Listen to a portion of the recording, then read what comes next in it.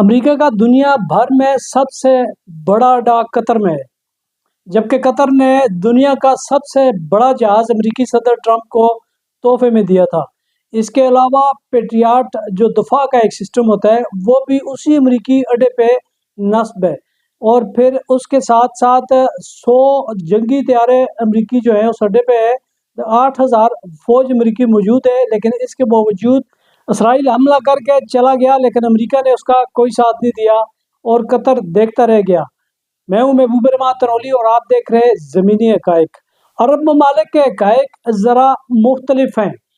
ان کی معیشتیں بے شک مضبوط سے ہی، لیکن ان کا دفاع بہت ناقص ہے، اور اس ناقص دفاع نے ثابت کر دیا جب اسرائیل نے اٹیک کیا تو اگر قطر دیکھتا رہ گیا۔ اب اس کے بعد اس کی مذمتیں بھی کی جا رہی ہیں، عرب ممالک کر رہے ہیں، اور اس کے بعد قطر کی طرف سے کہا جا رہا ہے کہ وہ اس کے دفاع میں جوابی کارروائی کا حق محفوظ رکھتے ہیں۔ تو زیادہ امکان یہی ہے کہ قطر اس پہ کوئی جوابی کارروائی کرے گا نہیں، کیونکہ ان کو پتہ ہے کہ جب جوابی کارروائی کریں گے تو اسرائیل پھر کوئی اٹیک کر سکتا ہے، اور وہ جو جن کے ساتھ ان کا معاہدہ، دفاعی تعاون کا معاہدہ جس امریکہ کے ساتھ ان کا 2034 تک ہے، اس نے اس حملے سے تعلقی کا اظہار کیا ہے۔ انہوں نے کہا یہ فیصلہ ہمارا نہیں تھا، یہ نیتن یاہو کا فیصلہ تھا کہ قطر پہ حملہ کیا جائے۔ ایران ایک واحد اس خطے میں طاقت ہے جس نے منہ توڑ جواب دیا اسرائیل کو، جبکہ اس کے علاوہ جتنے بھی عرب ممالک ہیں وہ ان کی جارحیت کا نشانہ بنتے رہتے ہیں۔ کبھی لبنان بنتا ہے، کبھی فلسطین بنتا ہے، کبھی مراکش بنتا ہے، اور کبھی دیگر ممالک بنتے ہیں، اور وہ اب قطر بھی اس کا نشانہ بن گیا ہے۔ تو اس صورتحال کو دیکھتے ہوئے اب آئندہ کے لیے عرب ممالک کو کم از کم یہ سوچنا پڑے گا کہ امریکہ کے ساتھ ان کی جو اتحادی بنے پھرتے ہیں اور ان کے ساتھ جو دفاعی معاہدے کرتے ہیں، ان کے ساتھ تعاون کے جو معاہدے کرتے ہیں، ان کی کیا نیت رہ جاتی ہے، ان کی کیا حیثیت رہ جاتی ہے۔ اس کے مقابلے میں آپ ہمت کریں، پاکستان کے ساتھ آئیں، پاکستان کے مالی مسائل حل کریں، اور پاکستان کے ساتھ مالی مسائل حل کر کے پاکستان کے دفاعی معاہدے کریں، اور امید کرتے ہیں کہ اگر پاکستان کے ساتھ آپ کے اس طرح کا کوئی معاہدہ ہو تو پھر آپ کو اس طرح کی جارحیت کا سامنا نہیں کرنا پڑے گا، اور اسرائیل کو منہ توڑ جواب ملے گا۔ یہ گرچہ فیصلے ملکوں کی سطح پہ ہوتے ہیں، صرف میری یا کسی اور کی تجویز پہ نہیں ہو سکتے، لیکن یہ بات ضرور ہے کہ آپ کو اس کے لیے ویک اپ کال ضرور ہے کہ آپ اس طرح کی جارحیت کا نشانہ بن گئے۔ اب اس کے بعد اگلا دیگر جو عرب ممالک ہیں وہ بھی اس کا نشانہ بن سکتے ہیں۔ اس حوالے سے دیکھتے ہیں یہ رپورٹ۔ دنیا میں سب سے بڑا امریکی اڈا آل ادید ایئر بیس قطر ہے، جہاں میڈیا رپورٹس کے مطابق 8,000 امریکی فوجی اور 100 سے زیادہ جنگی طیارے موجود ہیں، جبکہ اس کے ساتھ ساتھ یہاں دفاعی نظام پیٹریاٹ بھی موجود ہے۔ لیکن جب قطر پر اسرائیل نے حملہ کیا تو قطر کو یہ پیٹریاٹ نظام کام نہیں آیا۔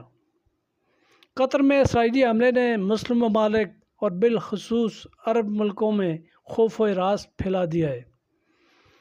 ان ممالک میں مختلف طبقہ فکر، سرکاری حکام اور عام شہریوں میں یہ بحث چل نکلی ہے کہ اگر دنیا کا سب سے بڑا امریکی اڈا قطر میں ہے اور اس کے باوجود وہاں اسرائیل نے حملہ کیسے کر دیا۔ اسرائیل نے خطے میں ایران، فلسطین، لبنان سمیت کئی ممالک کو ہدف بنایا ہے، اور یہ پیش قدمی کا عمل جاری ہے۔ قطر پر حملہ بھی یہی دہشت پھیلانے اور برتری ثابت کرنے کی کڑی ہے، لیکن حیرت انگیز طور پر امریکہ کی طرف سے اس پر کوئی سخت رد عمل سامنے نہیں آیا، بلکہ غلط بیانی کی گئی کہ امریکہ نے قطری حکام کو حملے سے پہلے آگاہ کر دیا تھا۔ قطر نے اس دعوے کی تردید کر دی ہے۔ اس میں مزید بحث سے پہلے چلیں جانتے ہیں امریکہ اور قطر کے درمیان دفاعی تعاون کی تاریخ کیا ہے۔ قطر اور امریکہ کے درمیان پہلا دفاعی معاہدہ 1992 میں ہوا تھا، جس کی 2013 میں 10 سال کے لیے توسیع کی گئی۔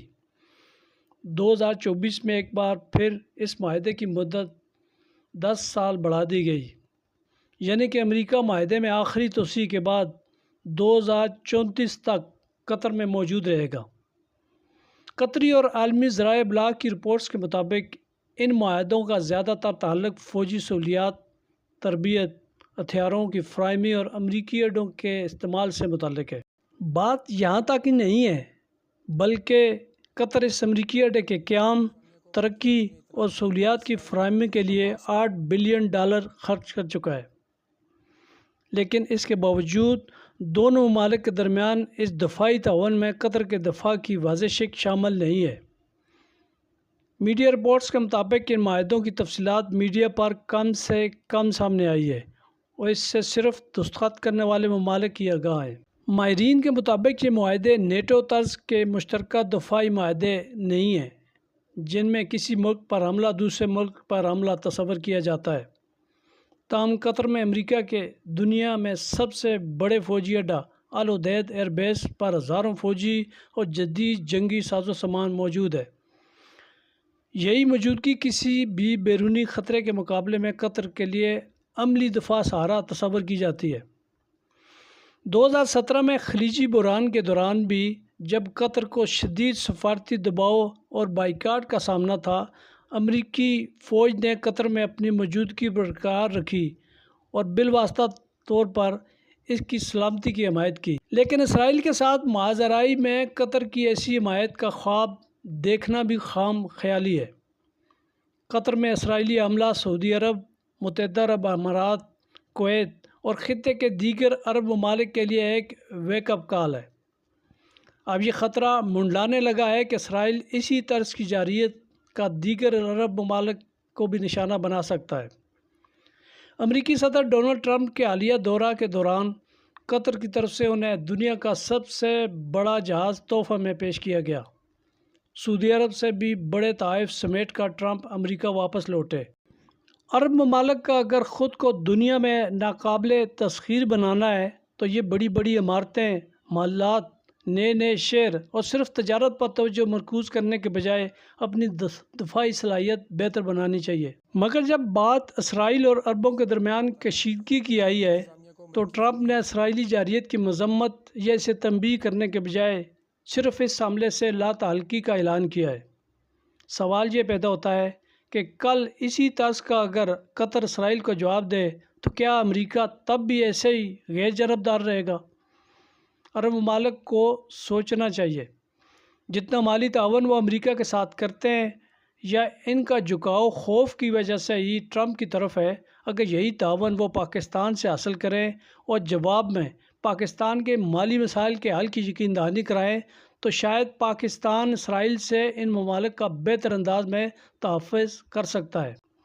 خدا نخواستہ ایسا نہ ہو کہ اگلی بار جب اسرائیل حملہ کرے تو امریکی اڈہ قطر کے خلاف استعمال ہو جائے اور پھر اس کا نتیجہ بتانے کی ضرورت نہیں ہے۔